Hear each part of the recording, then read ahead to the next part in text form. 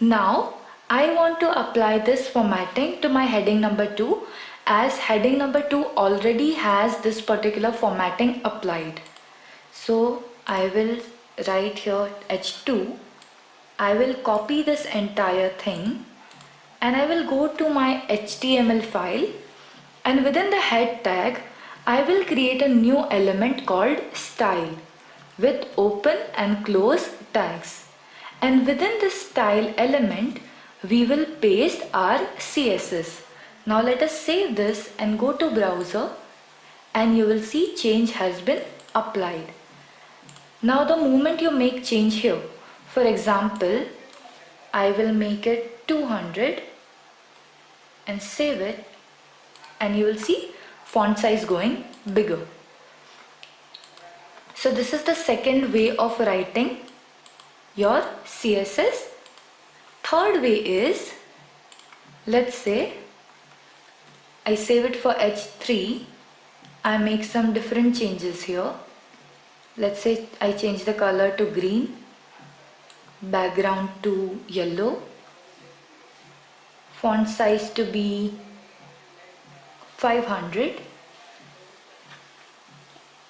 and I save this file as style.css within the same folder where I have saved my HTML file. Let us click on save. Now I will go to my head tag and I will have to define one element to use this particular file. This element is called link. It sets up link between other files. So I will define the link element within my head tag, which can be done link href, which means source of the file. So source of this file is, you'll be putting name because it is within the same folder, so you will only give the name. If it is located in some other folder, then you'll have to give entire path as this href. Then we will type the type of the file, which is text/CSS, and then we'll type rel, which means relation. What is the relation of this particular file to HTML document? It is a style sheet. Now let us save it and refresh our browser, and you will see that whatever we had written in that particular file for our H3 element has been applied here. So this is 3 different ways in which you can write your CSS. Now remember one thing, that is priority that is given to CSS by the HTML document or the web browser. Your web browser will give preference to the H1 style the most. For example, in this file I change to color green and background to be blue.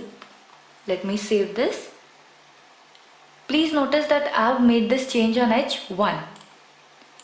Then in head I go to H1, I change the color to be blue and background color to be green,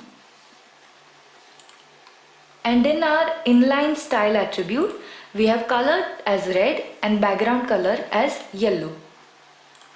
When we save and refresh this file, you will see that first the browser has applied color to be red and background color to be yellow from this attribute. Then it is going up to head to read if there is any other CSS applied. So you can see font size to be 200, so it has applied it accordingly. And lastly, it will read the file if it is linked. So first preference is given to the inline style, that means CSS which is written with the style attribute. Second priority is given to the CSS written in the style element within the head tag.